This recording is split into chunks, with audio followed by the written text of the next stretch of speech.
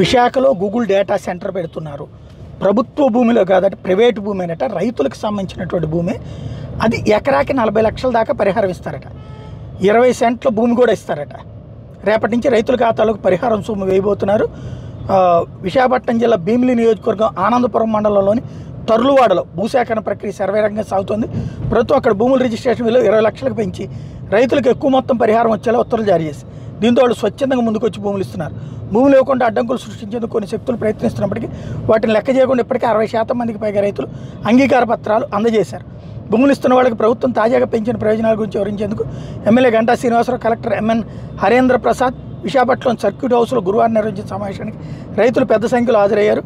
Vaikapa MPP మర్జీ Sharada తండ్రి తర్లువాడ మాజీ సర్పంచ్ మర్జీ వెంకట్రావు కూడా సమావేశానికి హాజరై ఆమోద పత్రం అందజేయడం విశేషం. భూములు ఇచ్చిన రైతుల ఖాతాలో శనివారం నుంచి పరిహారం మొత్తాన్ని ప్రభుత్వం జమ చేయబోతోంది. ప్రభుత్వం గూగుల్ కోసం 308 ఎకరాలను కేటాయిస్తుంది.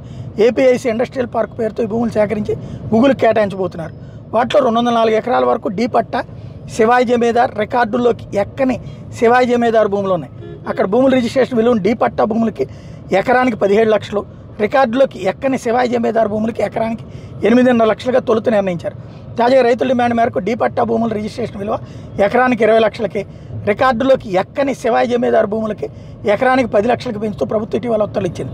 అయితే తమ భూమికి ఎకరానికి 20 సెంట్ల చొప్పున తర్లువాడ సమీపంలోని భూమి కేటాయించని మిగతా భూమికి పరిహారం ఇవ్వాలని రైతులు కోరారు. దానికి కూడా ప్రభుత్వం అంగీకరించింది. అంటే ఎకరం భూమి ఇచ్చిన రైతుకి 80 సెంట్లకు పరిహారం చెల్లించి 20 సెంట్ల భూమి కేటాయిస్తారు.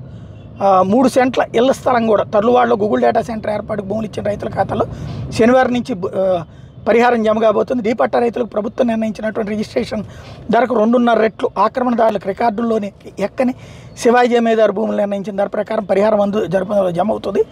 దీంతోపాటు భూములు ఇచ్చిన రైతులకు 3 సెంట్ల చొప్పున ఇళ్ల స్థలం, ఫలసాయం కోల్పోయిన కుటుంబాలకు వాణిజ్య సముదాయం నిర్మించి వ్యాపారాలు చేసుకునే సదుపాయం కల్పించేందుకు ఏర్పాట్లు చేస్తున్నారు.